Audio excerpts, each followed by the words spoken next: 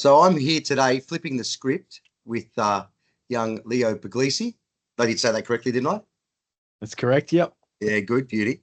Um, and and I'm here interviewing Leo. I'm here interviewing you today because I wanted to talk to you about the under 16s age ban that has recently passed Parliament late last year, and I wanted to get your take on some things. But first, before we go on to the substance of the policy and the politics of it all, um, I'd just like to ask you what inspired you to start your business, your media outlet online? It's a good question. There's no real one answer to it, which is weird because I've been asked it, dozens of time over the years, and I can't find one answer. I guess kind of a combination of interests, right? So, and we're talking primary school here, year six, 11 years old, interested in English. If we were given a task, I'd do a non-fiction thing, a mock newspaper article, something like that, right? Video editing. This is the time when the public schools that they were giving us iPads for the first time, and so that was part of school projects around that time. And always happy to put my hand up for that. And public speaking as well. Always did that in primary school. Do it plenty in high school certainly. And I guess they kind of came together. And the exact reasons, who knows? But that kind of came together, and it worked really well in doing what was nothing more than a little passion project that has now gone into 6 years now of Six News continuing. Yeah, well, did you think of it as a business when you started it? I mean, was it a business to you? Oh, not at all. It was a YouTube channel for fun in year six. Even when we were getting, the first kind of media attention. This is what, like May 2020, around that time. Still thinking, wow, this is fun. And then it has kept growing from there. But like in terms of the business kind of feeling of it, I mean that kind of grew as we had more people coming on and we had more people following it. So I think it kind of came to that naturally, but it was never the intention to start with. Definitely, 6 years ago, I did not think I'd be in that position, in this position at all. Yeah, it's certainly remarkable. So it's certainly a business now, though, right? Let's get that clear. You have a media business, yeah? Yeah, it's real, despite what some people say. It's definitely a real online streaming news channel, and just because we're not on free to air doesn't make it any less real. But it's absolutely real. I can say that here and now, absolutely. But I've watched you very, very closely over the last couple of years. I've watched you develop your network, and I've explained to people that, at least for mine, it sort of reminds me of news from an earlier time when news was more newsy and less opinion, and less editorializing and more just factual news. Um, what inspired you to really do this? Who was your inspiration? Did you have anyone that you were modeling off, or was it just something that developed as your own thing?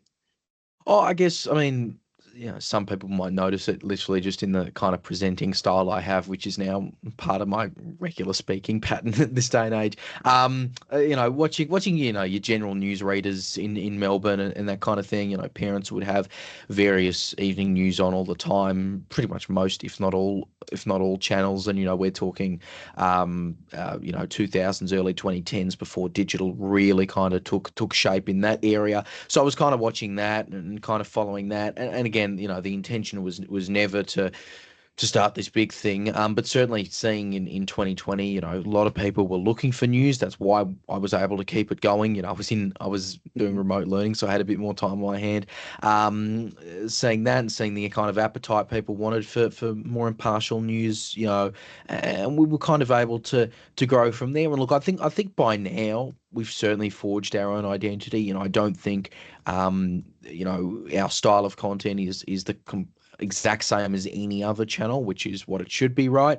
But I guess it literally just was from seeing these newsreaders growing up for me personally, and then seeing what people in the public were wanted in terms of the kind of style and editorial, or I should say lack thereof, that we've continued doing.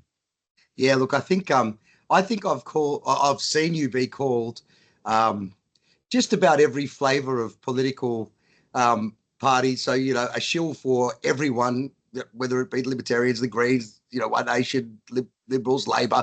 I mean, I've seen you cop it all, but I've also seen you be called the controlled opposition against all of these people as well at different times.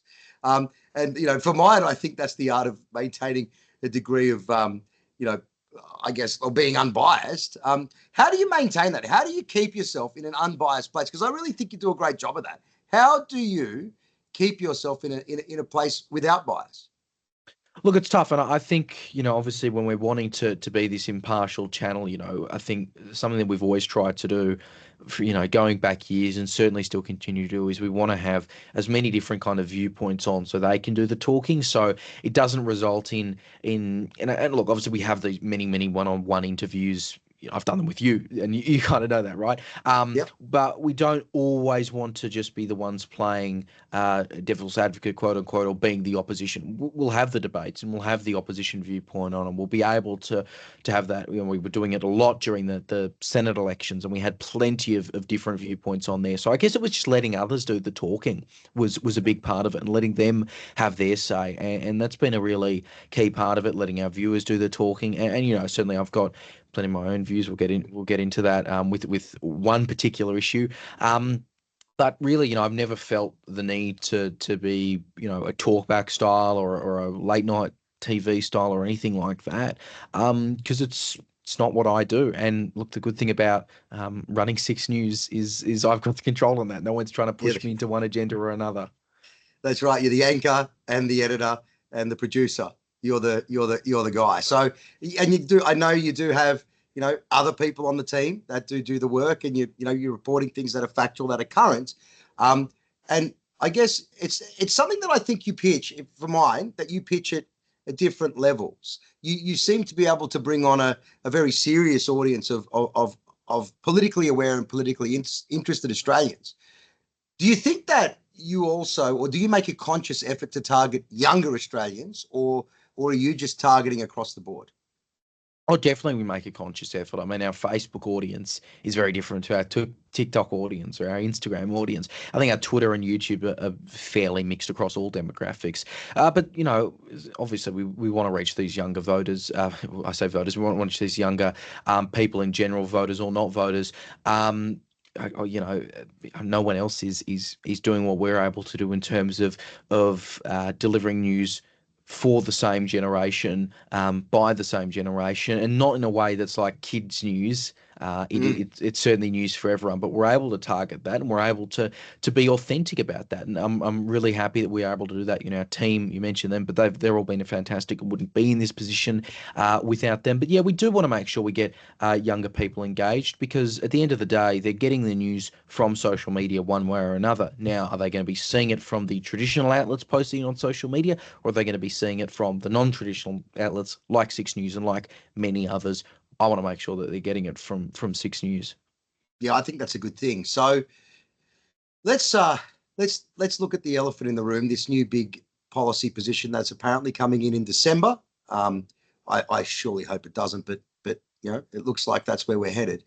This under 16 age ban. Let's start now first through your own worldview and, you know, your inspirations, and you're building up your news network and your business as a young man, starting out, I suppose, as a child. Now you're pretty much an adult if you're not already there. It's not very far, is it? You'll be 18 pretty shortly. Thinking about that, what sort of thing do you think you would have been able to create should there have been a social media age ban when you first started out?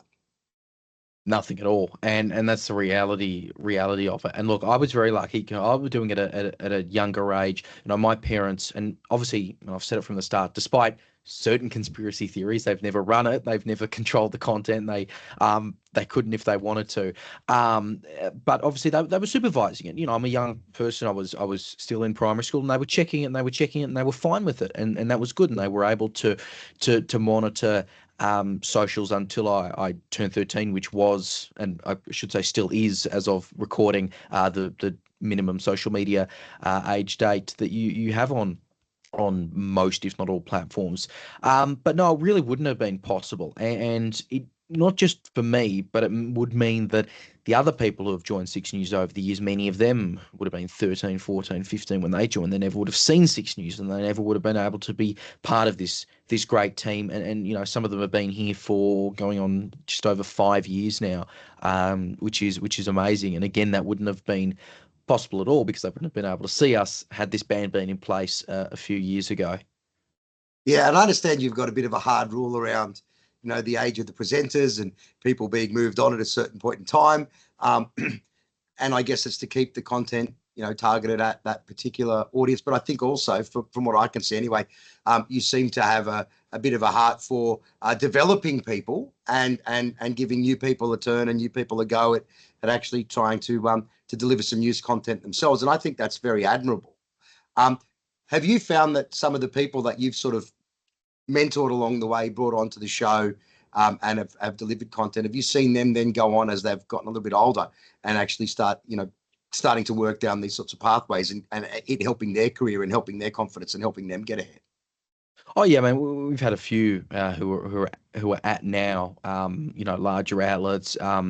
Jack Hahn, for instance, he was 17 when he joined. So he was our first real reporter back in, this is 2020, and he's now been at Nine for a few years, and he's just doing fantastic stuff there, and he's great. There's a few others, Christian Penny, Connor Alforque, who is at both are at Seven. Both of them have done fantastic stuff, and I guess look, whenever turn 18, you're out the door. Definitely not. We've got people who are in uni, and certainly I'm not sacking myself in a few months. No. But it's been great, and I think it's just been a really important part of them. And look, I don't want to speak for them, obviously, but I know that there haven't been these other opportunities because yes, you've got internships, which I think are a fantastic thing that major outlets are able to do. But in terms of what we've been able to do, which is being there 24/7 as that news channel and giving that creative opportunity without strict 9 to 5 hours or anything like that, because it's all online. I think that has been really important. It's been amazing that we've been able to have a team going on so long doing that, and again continuing to do that. Yeah, so I'd say not only have you built a news network that's a credible news network that even picks up some of the more obscure things that the big networks won't touch, like council elections, which are very important, mind you. But I see you pick up things that others won't necessarily see a benefit in touching, and I do think you do good work in that space. But not only do you make good news, but and there's a little bit of opinion in that as well, of course. But you're also sort of making careers and helping to develop young people up. And I think that's absolutely admirable. So, for mine, congratulations. Now, what is the biggest problem that you have right now with the social media age, man? What is the biggest concern? If you were to put the biggest point forward, what is it? It's tough to put it in one. Look, certainly and we've had. Okay, give me three. Leo, give me three. Well, I'm bad with maths. I'll give it a couple off the top of my head. I think, and look, certainly I don't think as much as I kind of get the inquiries about it. Six News being impacted by this in the past. I've never found that as the biggest concern. What I really think is a concern is, number one, the enforcement issues around it, making it near impossible unless you're talking about ID for every single Australian, which in itself has its own many privacy problems. If we're talking about putting in a passport to Twitter or giving your Medicare to Mark Zuckerberg or something like that, those kind of areas around enforcement I think have been a real big concern. Number two, the way it's been rushed through. I mean, the last day of Parliament, and there was the consultation before that was a joint committee, which I was lucky enough to be able to speak to over Zoom, which, by the way, off the top of my head, I don't believe they actually ever recommended a blanket ban, but that still went through, and now we get the consultation after it passed. And certainly, I think also we've had a lot of discussion about the impact social media can have on young people, which, to be clear, I completely agree with. There is harmful content online. There should be ways to address that. This ban doesn't take that harmful content down. But, there are kids in remote areas, there are kids from marginalised backgrounds who have used social media over the years as an escape. They found safe spaces on there, genuinely safe spaces.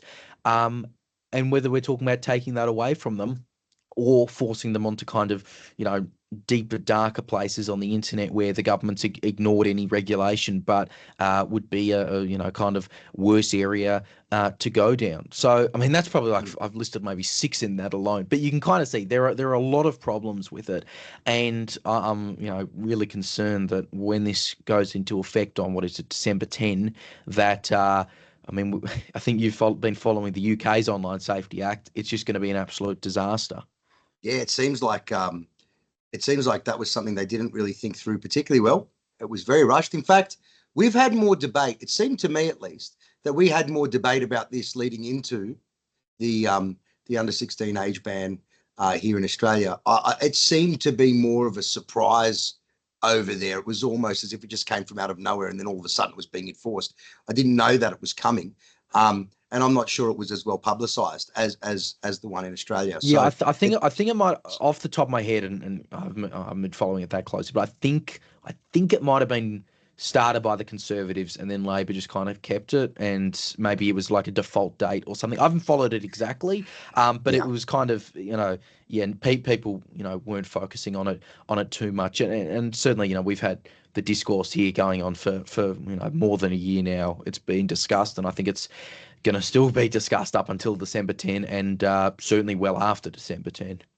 Yeah, look, I think it started. I think the e-Safety Commission was something in the Turnbull era, which has then sort of morphed into, at least in Australia, morphed into a whole bunch of other things, which has now morphed into an under 16s age ban. And then there's the YouTube's going to be in it, and then YouTube's not going to be in it, and then YouTube's going to be in the ban again. So, like, I mean, I don't know when they're going to start banning mainstream media, TV network channels for children as well. I mean, if we're going to start banning YouTube, you might as well start banning that too.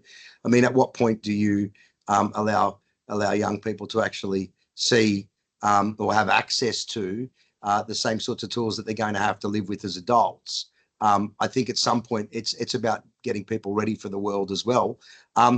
So you've mentioned your parents. How big a role did your parents play in the background? And I'm very confident, and I believe you fully, mate, when you say that this is your show. I've been interviewed by you a few times now, and you're up there with all the major networks, and you just can't fake that. So, how big a role did your parents play in giving you the sort of guidance that both developed you?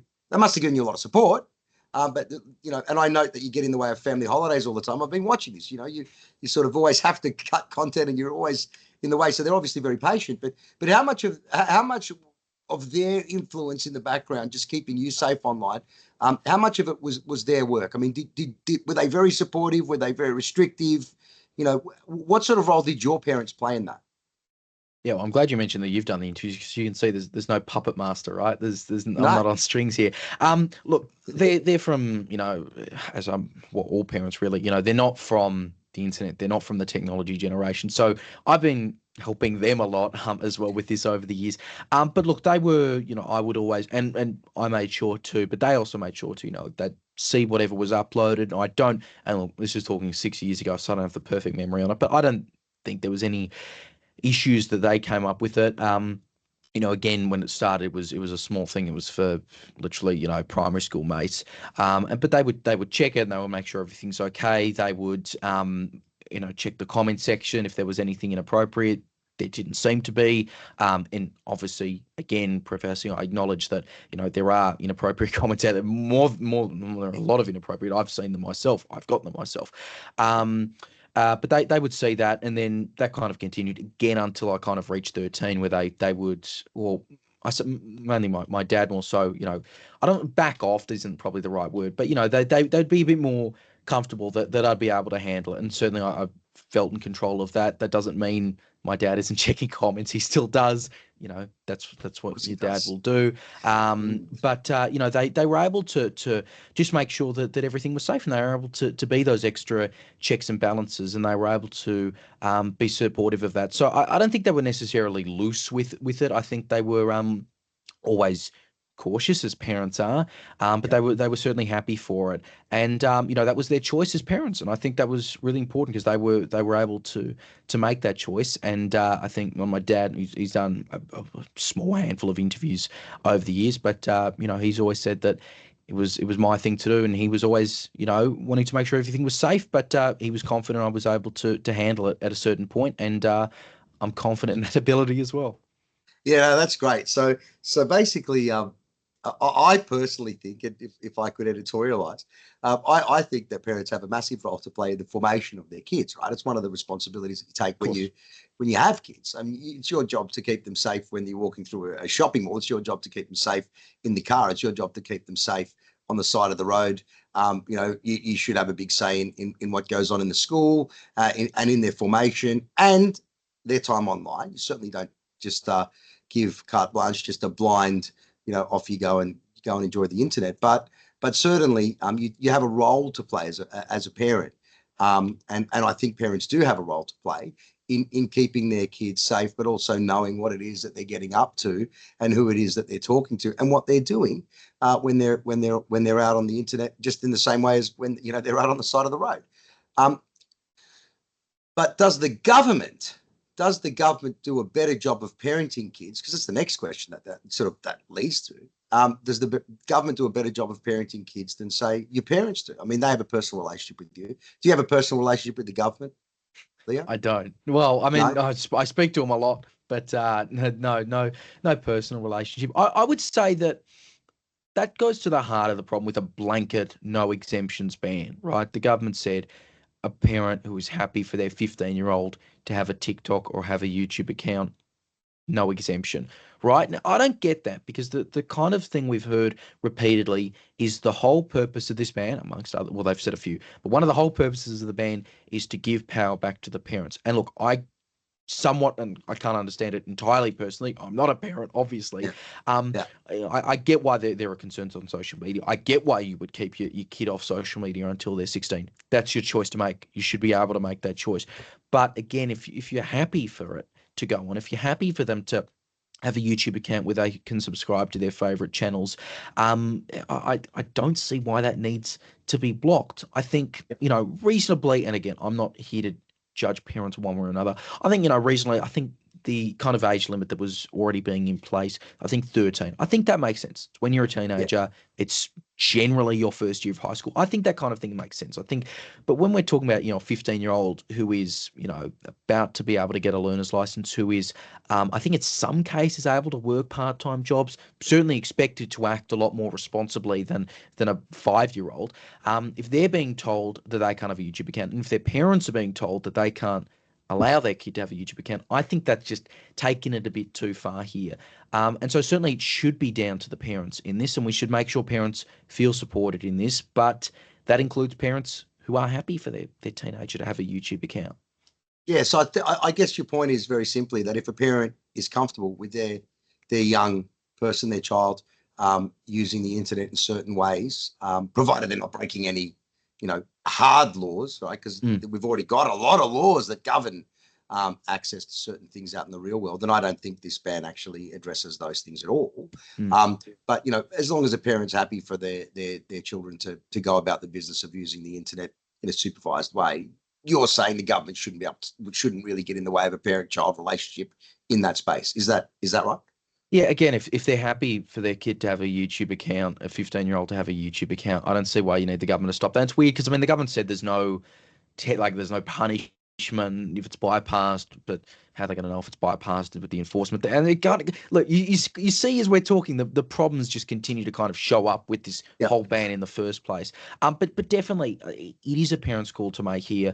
I've said that from the get go. And look, I get parents who haven't grown up with social media would be overwhelmed by it. I get why parents who have grown up with social media would be more than cautious about their teenager having an account. But again, I just truly believe that is their call to make. And if you're happy for it, why is that kind of being stopped? Especially if, they're at the age of, 14 or 15 now, and the ban is going to suddenly cut them off. I mean, it just kind of establishes itself as another problem. But Yeah. really, it's a parent's call to make. They know their kids best. Ultimately, I know my parents would know me best. Well, the other side of this is that not only are their parents, and I think that's right, not only are their parents in this relationship, but there are also teachers. Now, I know with my own kids, I've watched certain forms of social media, and in particular YouTube, be used as teaching aids in the classroom, and also as part of the homework package after school, out of school. Um, what what what sort of a gaping hole do you think this leaves, having been a student, well, currently a student at school, in the teaching processes as a teaching aid? Because socials are certainly used in that space, and in particular YouTube. Do you think that you'd be poorer as a student for not having access to those things, and teachers and classrooms? Yeah, look, I mean, obviously, I had the weirder start to high school with remote learning, which kind of it changes the whole debate here. I know obviously how important watching YouTube videos was part of that. Certainly, we get the homework assignments, and I mean that beyond remote learning. I certainly still mean that now, noting I'm past the age ban. We get those kind of assignments. We get YouTube channels, which we're kind of told to subscribe to because they're educational. Sometimes there's a teacher who would have their own channel and be able to kind of upload videos there on a particular subject, which we'd be able to go back to, which certainly helps me and many of my peers in exams. I think that is just another area where it's cut off and it's just suddenly made a bit more difficult. If you're not able to subscribe to it, you'll get notifications. And I know that technically they're still able to use YouTube without an account, which raises further questions about the point of this whole ban in the first place. But it just kind of is another inconvenience when you're wanting it to be as simple as possible. Again, the whole reason, it's not just me saying it, because the whole reason the government said themselves there was an exemption for YouTube back in November, December, was because of its educational purposes. And I don't see what has suddenly become less educational based on the same logic that there was 8, 9, 10 months ago. Yeah, I think that's right. So can I just go back to one thing? So you're saying there are teachers that have set up at your school, and I'm sure they're in other schools, that have set up private YouTube channels where they've got recorded lessons for you to watch in sort of that environment, so that you can revise, so that you can sort of more deeply learn subjects. So teachers are actually using it and providing personal content for students through YouTube. Is that right? Am I understanding that correctly? Yeah, I've had that experience. It's certainly not most of them. Teachers only have so many hours, right? And they do a lot. But I think the main thing is we're deferred to these other kind of educational channels which exist out there. But certainly there's been times where, maybe we've watched a video in class presented by a teacher, and we've been able to watch that back on YouTube. And look, that's not technically impossible under this legislation, but I know that saving this kind of content, putting it in a playlist, which all when you're studying, it does help. I know some students, if in certain areas, it just kind of adds another level of inconvenience. Obviously some topics, I don't know whether in class, for a year 11 subject that's getting blocked for a year 9 student or something like that. Again, there's a lot of questions that need to be answered about this ban, but I just know that it was important in current schooling, and I definitely can't imagine what this would have been like in place had under remote learning only a few years ago. I shudder to think of what remote learning would have looked like at that point, with teachers already so unbelievably busy and them not being able to defer to genuinely educational YouTube videos that we could watch and we could get recommended for, and we could make sure we save and subscribe to. That would have made things even more impossible. So do you think then that they're breaking things that they haven't thought through yet, that they don't even understand, that they've broken things they don't even know that they've broken? Oh, look, I mean, I think there's more than a few areas that haven't been looked at all in this whole debate by the government here. As I mentioned before, right, the impact of marginalised kids who do use social media and they use it for their own reasons, and that gets them through tough times, which I know I can, see personal experiences of. I think that hasn't been really discussed at all, and I think that is going to be pretty awful if that's suddenly kind of stripped away for kids in remote areas, for instance, who have that stripped away. I think there's just a lot of areas that you're wondering about the unintended consequences of. The biggest overarching is, of course, the actual enforcement of it, and whether you and I, as people over the age of 16, are suddenly going to need some form of ID to use social media immediately as December 10 kicks in. So I think, broadly, there have been a lot of unintended consequences, and I think we'll probably see more pop up over the next few months. Yeah, look, I think that's right. I share your concerns with, being identified to go on YouTube or, any of the other social media platforms, and, who stores that information and is it hackable and all the other stuff that goes along in the background behind that, aside from the fact that, we're losing a huge amount of privacy that we just took absolutely for granted before. And I'm a pretty strong free speech advocate, Leo, as I'm sure you know. And I believe that if you can't speak, even from anonymity, then you're losing something that contributes to our democratic process. A lot of people aren't in positions where they can speak out publicly, but they can certainly say something from the cover of anonymity, and something that might necessarily need to be said. And we see it a lot in news organisations where unnamed sources come forward all the time, because there's often on the back end of saying something a consequence. So we could lose a lot more than what we're expecting as adults or as people over the age of 16. And I do think that you make some very, very good and very, very clear points on that. Now, just a couple of other quick things just before we wrap up. Should 16-year-olds or people over the age of 16 and under the age of 18 be able to vote? It's a good question. I've been asked it a few times, as you can imagine. I think we need a trial for it at the very least. I don't want to kind of rush into it. I'd be very interested to kind of see the numbers at, say, a local government election, right? And trial it there, because I'd want to make sure turnout's at the same level we get. And I know we have compulsory voting, but still, it's not like everyone pays attention to that. I think we need to also focus on our civics education a lot more before suddenly putting a 16-year-old up to vote. I definitely know we don't get enough classes on it. I think that's a really big concern. I'm probably guessing it's different to what it was 50 years ago. So I'd want a trial first, and I want better education to start off with. I know I'd certainly be happy to vote from an earlier age. I know that's not the case for every 16 or 17-year-old yet. So honestly, I just think we have to focus on improving our civics education at the moment, in terms of, well, I say improving, I think we need to have a lot more at this rate. We really don't have any, in my experience, in government schools. But I'd be interested to see it trialled. We see a lot of data about it, overseas, but we don't have anything at the Australian level. And before it's implemented at a federal, state level, yeah, I want a trial for it.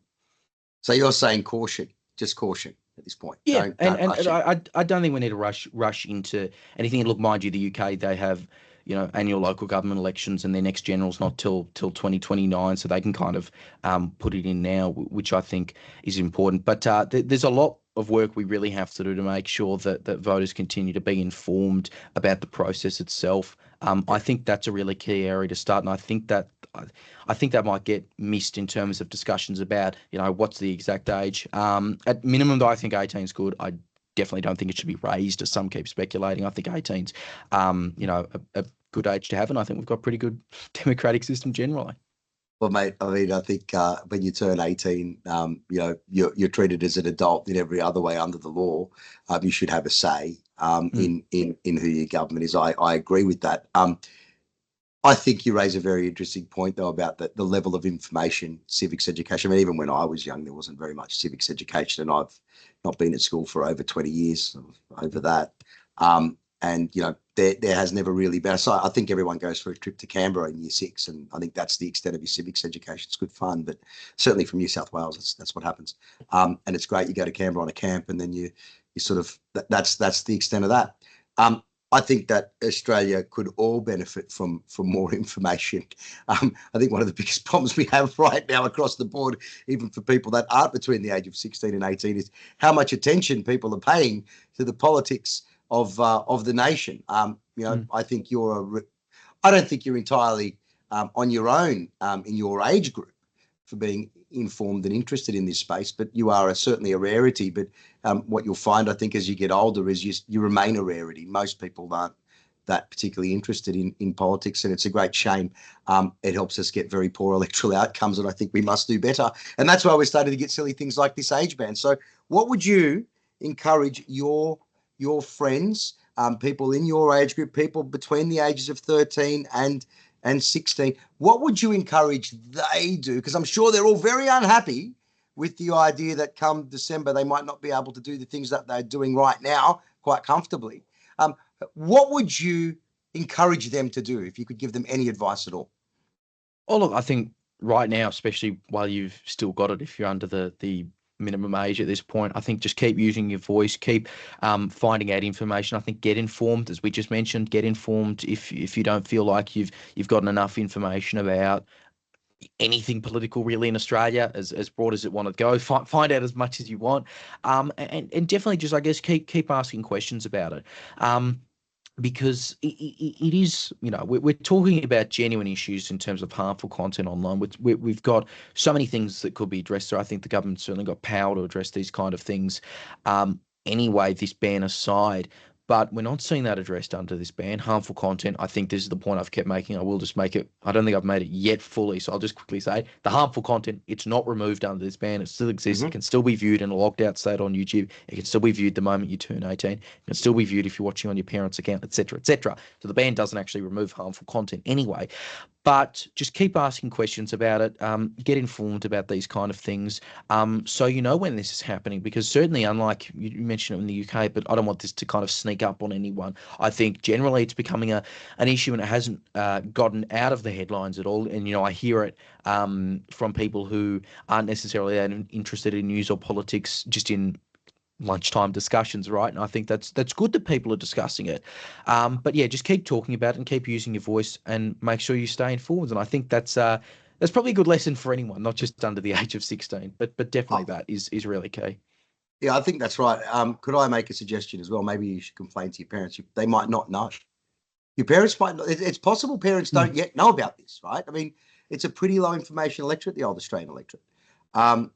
And I'm sure young people are going to be far more frustrated and exercised about this than even their parents might be, unless, of course, they start going and complaining to their parents about it, and maybe complaining to their MPs about it in emails. Those sorts of things. Would you encourage sort of actual activism from the young people out there?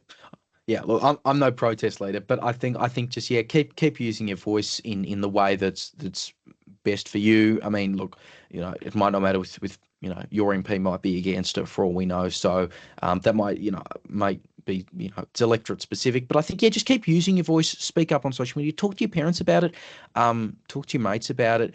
And I guess just kind of be informed in that area. But I think as a broad thing outside of the social media ban, I think, it's just really, really important to be informed about what's going on.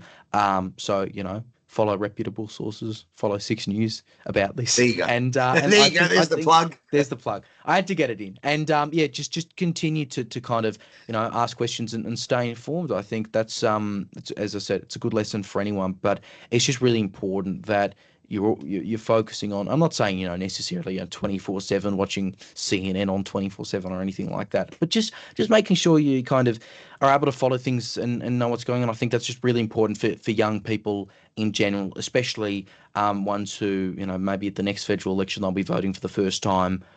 Maybe they'll be in a group that the voting age could be lowered for. It is really important to be informed about these kind of things. And yeah, that's all. That's really it. Yeah, so it's about information and communication. That's what it's about, basically, right? Well, Leo, you run a spectacular news outlet. I enjoy your content. I often catch breaking news straight from 6 News. So, congratulations to you. You're certainly a credit to your mum and dad. The work that you do is remarkably good, and I'm sure that the guys at the big networks are watching what's going to happen with you and your career the moment you turn 18 and then get out into the real world when you don't have to be at school for most of the day. I'm very interested to see what's going to happen to the 6 News then. So all the best to you. More power to your arm. And thanks very much for your time today, mate. Anytime. Really appreciate it. Thank you. Thank you. Cheers.